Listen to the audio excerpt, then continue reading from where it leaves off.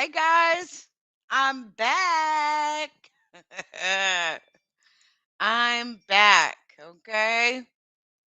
I am back, and we have some very important items to talk about. Let me get this individual here off of my thing. Hold on. Hold on just one second here. There we go. All right. Okay, so basically, guys, we are here to talk about a case, heartbreaking case, actually, and I wanted to share this with you. This is regarding a man named. Hold on, just one second. Hold on. A man named Hassan Veal. Okay, Hassan was murdered.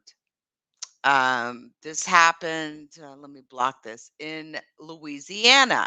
Matter of fact, see, some people could be doing real content talking about things that are happening in their states, but it takes us real crime bloggers to do that. Now, murder of college student at Marrero Playground is now being called an ambush robbery. He was actually lured and they killed him with the promise to sell him a gun. And listen, I got to be honest with you guys here. I myself, I have two guns actually, and I'm looking for a third. And I've always had semi-automatics, but this time I'm looking for a revolver. And it's cases like this. I'm not going to meet no strange guys in a parking lot somewhere at a playground to buy a gun. And here's the other problem. He had already sent them the money. I'm not sending any money until I get the gun in my hand. Hey, chill out. Hey, Lisa. Hey, Centel, baby. Hey, Gloria. It's good, so good to see you. Love you, babe. Hey, Dolly.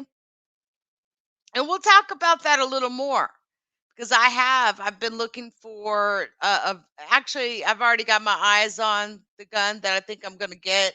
Um, in the state of Texas, we have private sales, and I don't have to go through a background check to get a weapon.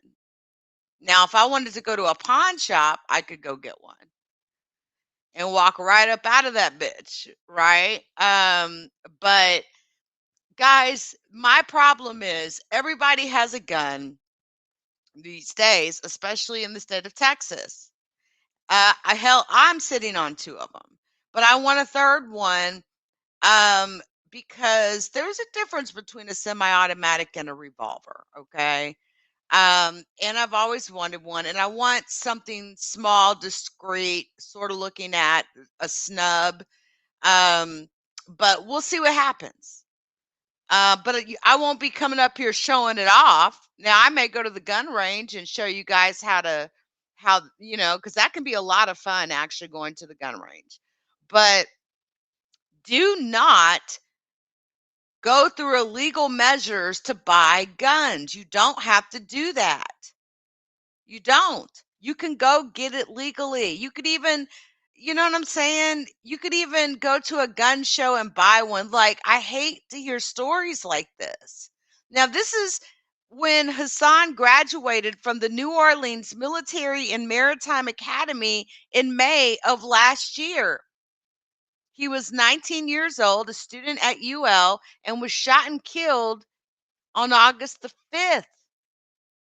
Now, these are the three men that did this.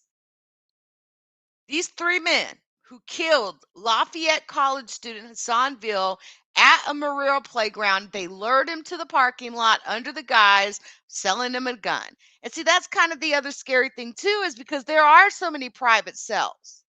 But I'm not about to meet nobody at no parking lot, at no playground. We're going to meet in a public place where there's others around.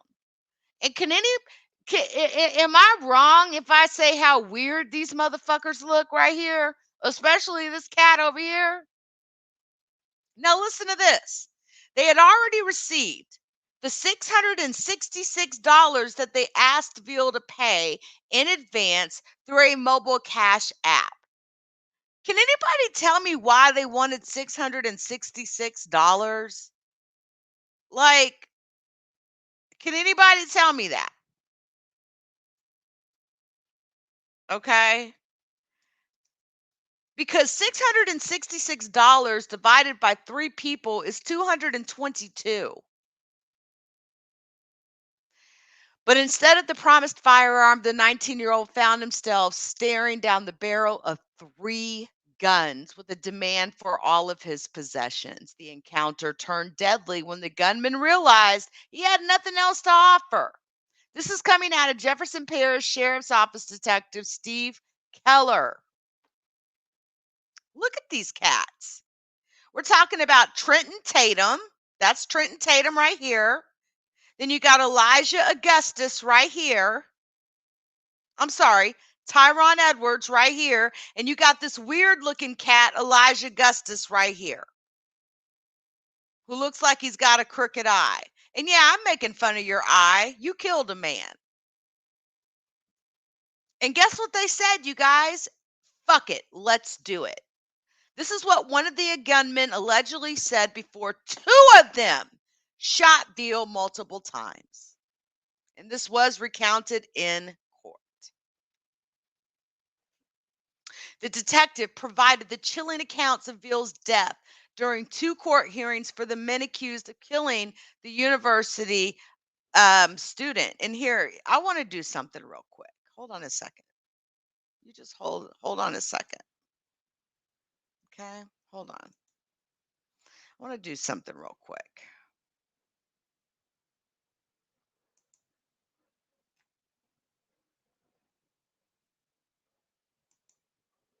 Give me just 1 second because I think that his photo deserves to be on the screen while I'm talking about him.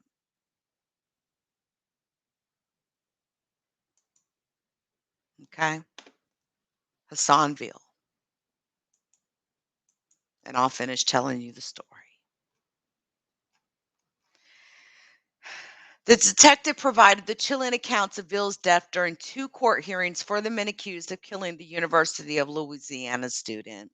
Trenton Tatum, age 30, Elijah Augustus, age 19, and Tyrone Edwards, age 20, all of Harvey, were booked with first-degree murder.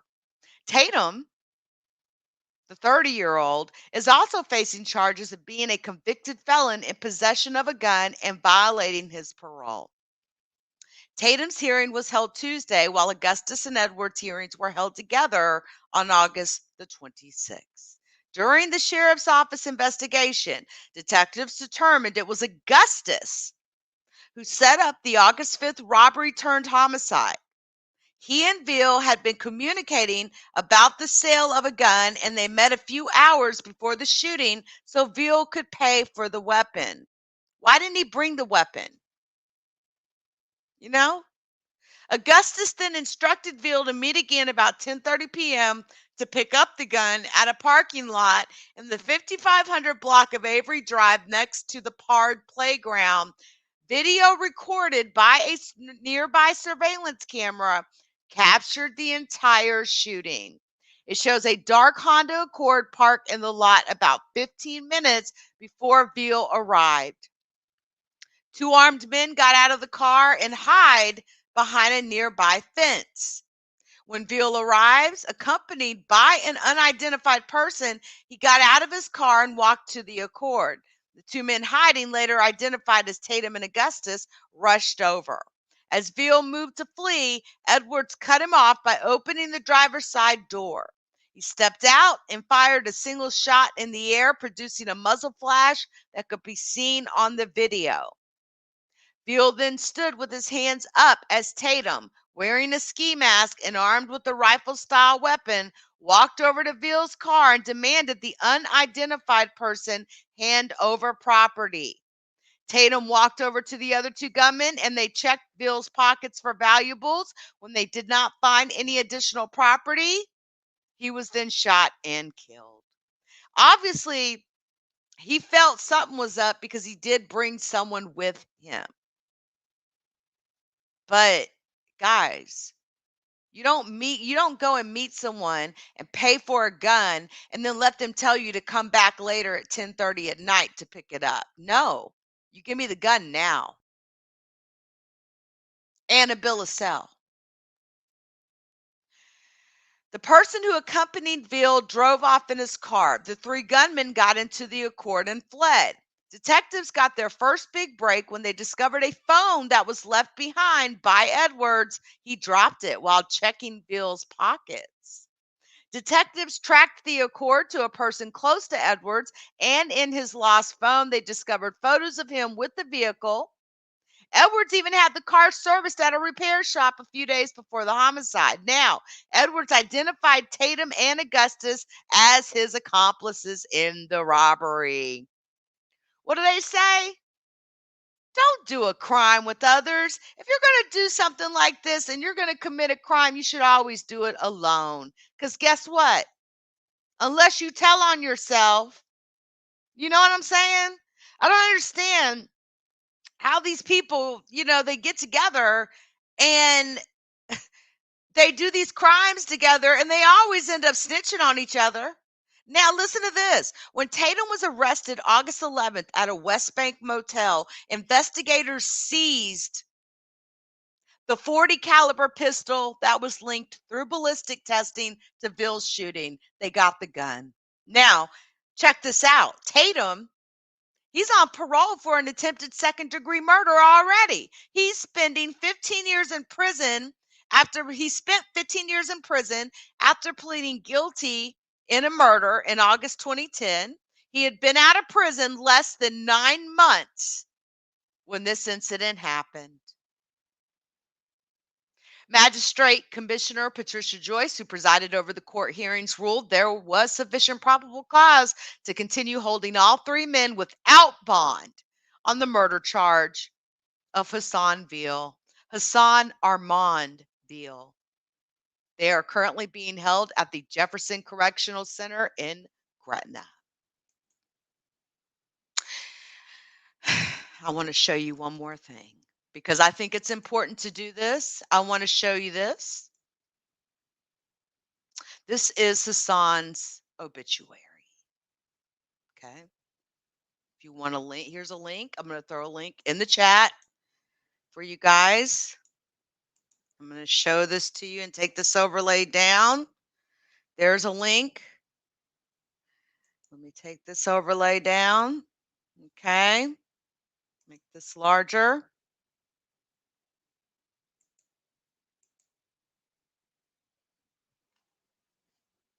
This is his obituary.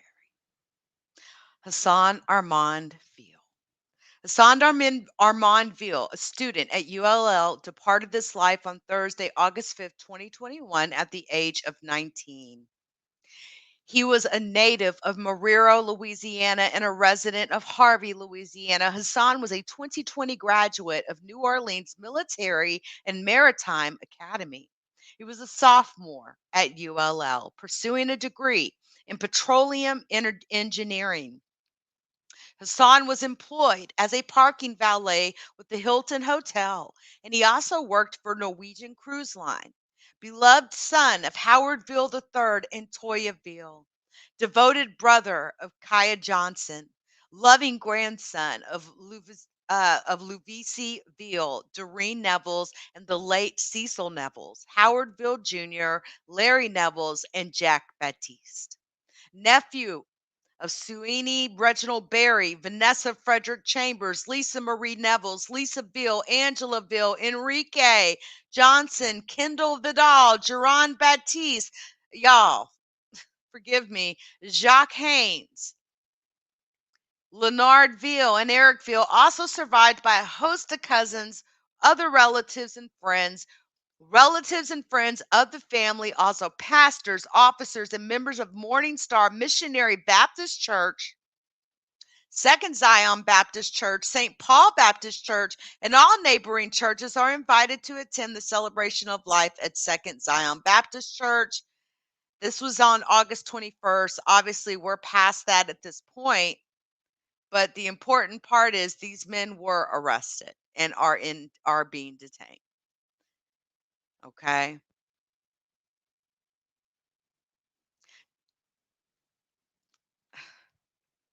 Let's watch this.